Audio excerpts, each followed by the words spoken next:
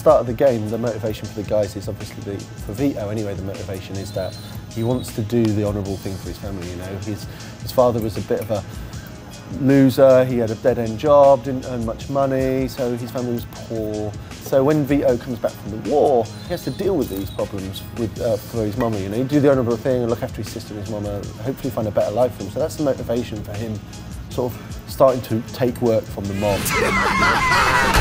Yeah, Mafia. Joe's motivation's a little bit different, you know. He wants the girls, he wants the cars, he wants the sort of glamorous lifestyle that he thinks the mob's going to bring him. And early on in the game, it does bring that glamorous lifestyle, but once they get to sort of made men status, they sort of realise that actually it's not so glamorous, you know, and it starts descending to a pretty dark level. Having the game split over 10 years of Vito's life works really well for us to introduce different content. Like a new weapon becomes available, new cars become available, because you progress quite along nicely in Vito's life. Want to wash your shorts before we do this?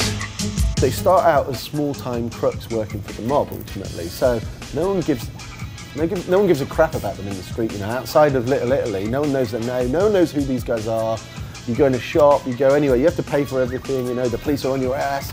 But as you become a made man, stuff starts coming for you, you know. I mean, made men don't steal cars, they don't have to steal cars, you know. Cars get brought to them when they need a car, you know. I mean, they don't pay for weapons, they don't pay for suits, you know. I think what we've got in Mafia 2 is we've got a combination of the two things. We've got something that is realistic to the era, but also at the same time it allows, it's conducive to great gameplay.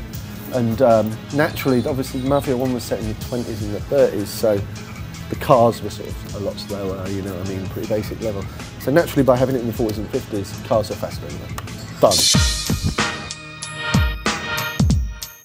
In the demonstration that we showed, we had the HUD switched off, you know, because it's not sort of final yet, so we didn't want to show it. But we're obviously going to just have to break the fiction for these sort of things. We can do it in a nice sort of stylized way, so at least it fits the era and the period. But ultimately, we're going to need to have a GPS system.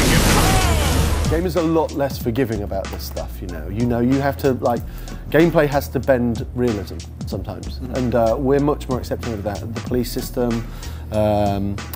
The driving itself. The police system is a love and hate thing. Pretty much everybody loved the first time they got a ticket, and then pretty much they hated it the second time onwards. The police are still going to give you tickets if you go through a red light. The police are still going to ding you for speeding. I mean, because it comes back to this whole realistic, fictional setting that we want to create.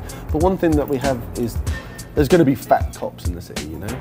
And we play with the fact that police didn't have as much high-tech shit. Police didn't have as much high-tech stuff as they have today, so we can use that to our advantage.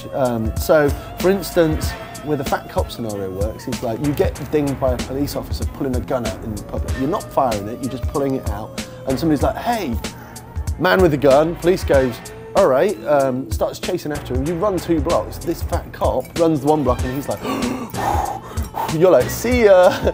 You stand in the street, you murder somebody, then he's immediately radioing in for backup, and then they're going to come after you seriously. We have different types of wanted system as well. We have a car wanted and a person wanted. So, for instance, in the demo, we was in a car chase, the police started coming after us. At that point, you're wanted for the vehicle you're in. They've identified this vehicle as being wanted. You go down a back alley, out of sight of the cops, you can switch vehicles, you're no longer wanted. He's in a trunk. What? As well as that, Vito can actually become wanted, and Joe can become wanted, because the cops saw you shoot someone in the street, and the only way to get rid of that is to change your clothes. Maybe even in certain missions, like for the end of the Empire Arms mission, is changing your clothes is not good enough, you know. Ultimately, you've blown up this hotel. So you actually have to end the mission, which is sort of the end of Vito's day, and then we allude to the fact that he had to lie low for a couple of months. We've got weapons that you'd expect in the 50s and 40s, you know. We don't, and weapons that these mobsters would use, we don't do anything really erratic. We actually see the gunplay much more akin to something that you'd see in a third-person shooter nowadays, you know. We utilise a cover system. We have this whole thing that the combat is deadly, you know. When you shoot people in the head, they die. When people shoot you in the head, you die.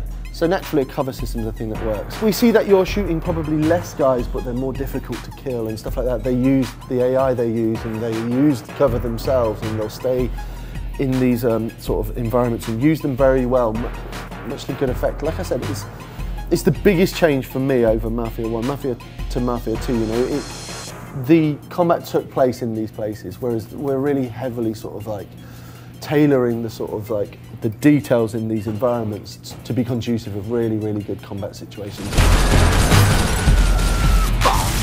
So with the music, we have a huge orchestral score as well as with the first game, and you heard a little bit today, and that's going to be done by the Prague Philharmonic Orchestra. But then as well as that, we have this dynamic radio system.